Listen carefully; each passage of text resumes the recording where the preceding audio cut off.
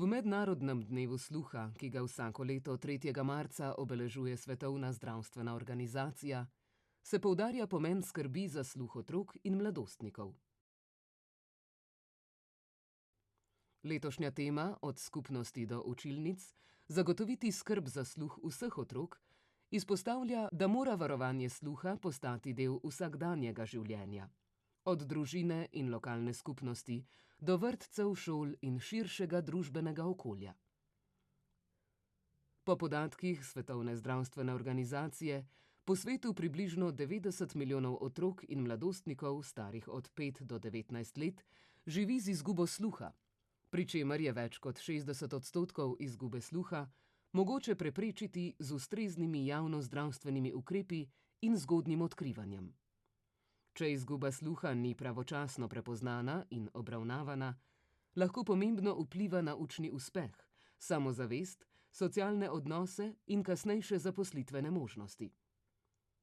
Vzroki izgube sluha so različni.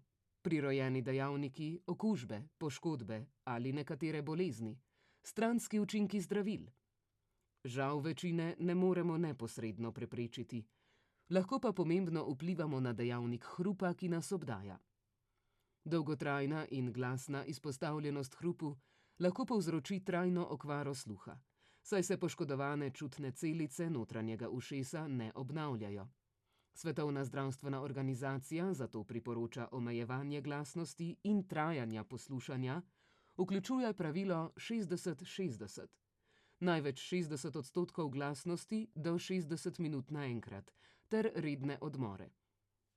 Preprečevanje škodljivega hrupa je ključni javnozdravstveni ukrep tudi po mnenju Evropskega centra za preprečevanje in obvladovanje bolezni.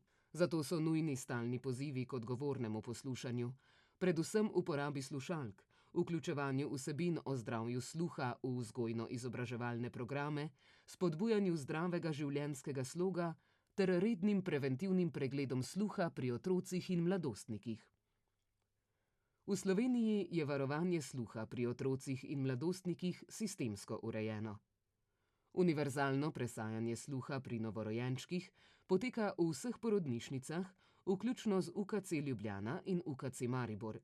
Izvajajo se redni sistematski pregledi otrok in mladostnikov, ki vključujejo spremljanje sluha in napotitve k specialistom ob zaznanih težavah. Kljub temu se kdaj težave tudi ne zaznajo ali se zaznajo pozno. Otroci in mladostniki imajo prek sistema, ki ga ureja Zavod za zdravstveno zavarovanje Slovenije, pravico do slušnih aparatov in drugih medicinskih pripomočkov. Kljub dobro vzpostavljenemu sistemu zgodnjega odkrivanja, ostaja izziv preprečevanje škodljive izpostavljenosti hrupu in sistematično ozaveščanje mladih. Enako pomembna je vloga šol pri ozaveščanju o varovanju sluha, zagotavljanju mirnega šolskega okolja, zgodnjem prepoznavanju težav in dostopni komunikaciji za učence z okvaro sluha. Vsekakor pa ima ob tem pomembno vlogo tudi družina z ustreznimi vzgojno-preventivnimi ravnanji. Da mednarodni dan sluha ni spregledan, se že vrsto let v Evropskem parlamentu v začetku marca odvija posebna razprava, ki jo vedno gosti eden od evropskih poslancev.